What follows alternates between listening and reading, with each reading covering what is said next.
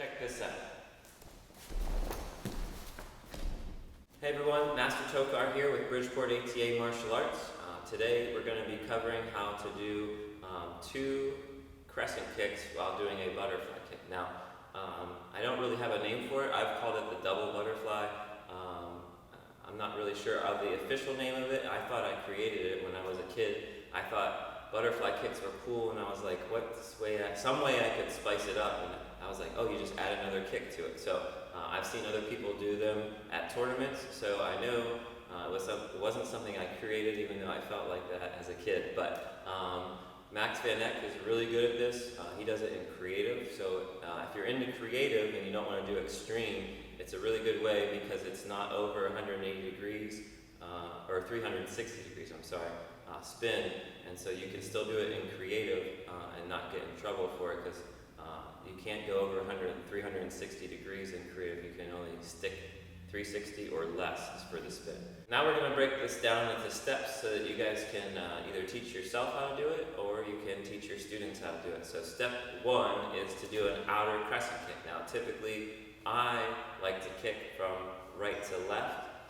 So with my with my left leg, I would go outer crescent kick. Now this looks in the video like it's your right leg, but it is my left leg. So left leg going outer crescent kick.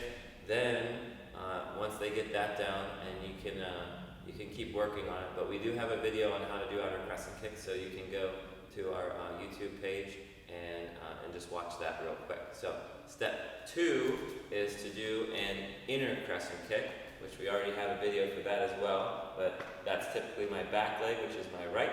So it's going to go across my body, and I pivot with my base leg. Okay, so once they get step 2, then we're moving on to step 3, which is to do a partial butterfly kick. So you just pick up your left knee and then hop switch, like that. So step 3 is again hop switch, inner crescent kick. Step 4 is to, instead of doing a knee, you replace it with that outer crescent kick. Now when it gets about halfway, or at least, then you can start doing the jump kick. So it's going to come here, halfway, hop switch, inner crescent kick. It's a little bit harder to do because it's hard to pause in between. But when you get it down, you'll feel the right time. You feel it, and then you do the hop switch. So it's 1, 2. And it kind of gives you this like almost levitation feel, because the momentum of your legs catch up to you and you kind of freeze for a second in the air. So those are the steps for that part.